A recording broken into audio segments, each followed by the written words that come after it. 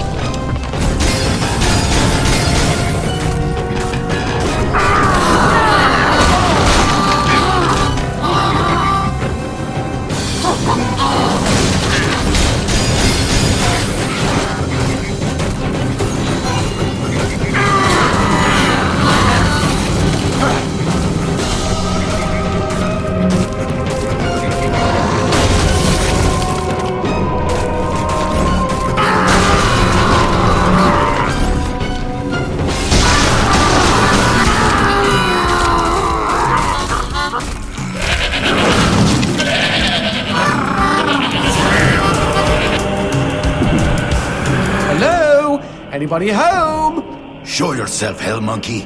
I think he's scared of you. He should be, Jay. He should be.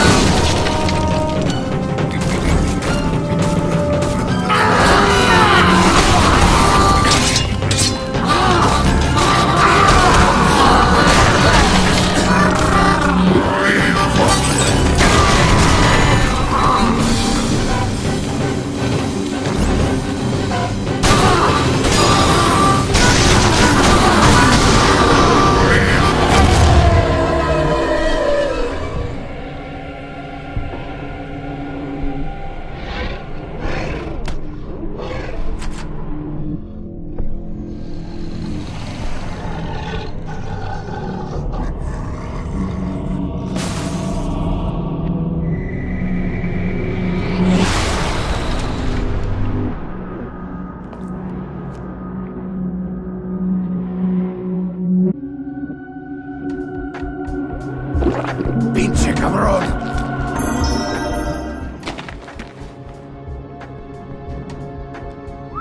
Nice rock. Shove it into my face, G. Trust me, it doesn't mean we're engaged or anything. Might be a tight fit, but okay.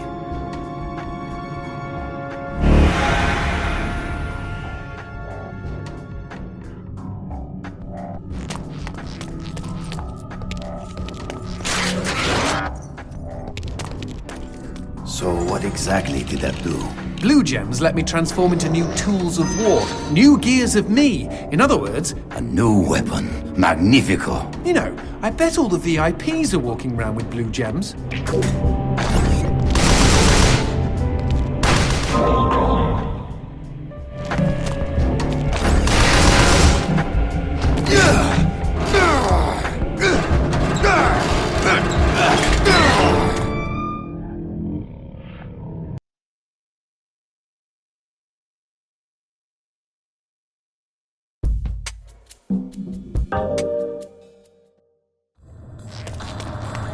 You know I found Paula in a dumpster, right? What?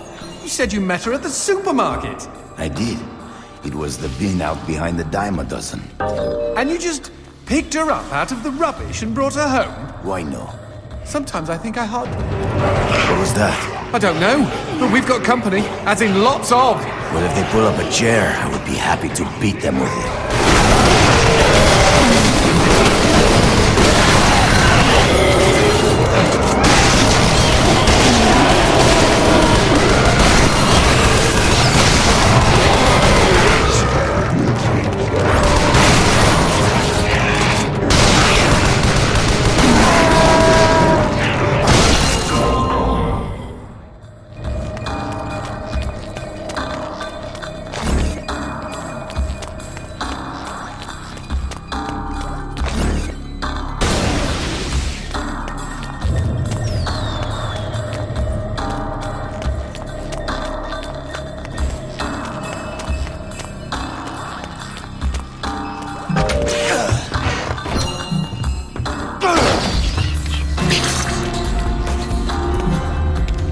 The man who never had his fill. It was a cold and snowy eve. Certainly no night for a man without a home to be walking these grey and endless streets. Inside the pizza parlour, George Reed spun a lively tune on his harmonica. The local children giggled and pointed excitedly at the harmonica man as their parents glowed with approval. His reward would be all the pizza he could eat, 6 pies at least, and a warm bed in one of these folks' homes. He knew they were good for it. But when he tucked in for the night, George had not had his fill. As the years and calories stacked up, most men would have got older and fatter. Yet for all he consumed, George only got thinner as he washed from town to town. Tapeworm. Tonight he plied his trade with some grannies and orderlies in a nursing home. Hoo-ah! His harmonica filled the room with joy. After devouring 3 helpings of pork chops and mashed potatoes, he eyed the plate of the old woman next to him. Juice dribbled down his chin. "Go ahead, Georgie," she said. "You're such a good boy. You shouldn't have to starve." But George had not had his fill. Early the next morning, he was already on the freeway with his thumb in the air. "Where are you headed?" said the man in the truck. "Nowhere," said George. "Anywhere." It was a new decade, and tonight George played to an all-but-empty bar in the city. He had lost a lot of weight. Afterwards, the only woman in the joint took the stool next to him and asked him his name. The bartender leaned over the counter. "You don't know this guy, Mary. George is famous, been all over the tri-state area." With a wink, he added, "Man's insatiable." And that night, George proved it as he buried his face in Mary's beaver. Holy woodland creatures! Attaboy, George! Attaboy, George! "Play that harmonica," she purred. But even after 5 trips to heaven and back, he had not had his fill. The morning after was an awkward affair as they stared at each other over coffee. One wanted to feel more, the other just wanted to feel. In his final days, George was all skin and bones. I can relate, except for the skin part. His last meal had been a mistake. It was on a sidewalk one night in a small suburban town that he came across the boy. Hungrily, and with an agonized grimace, he opened his mouth to beg for help.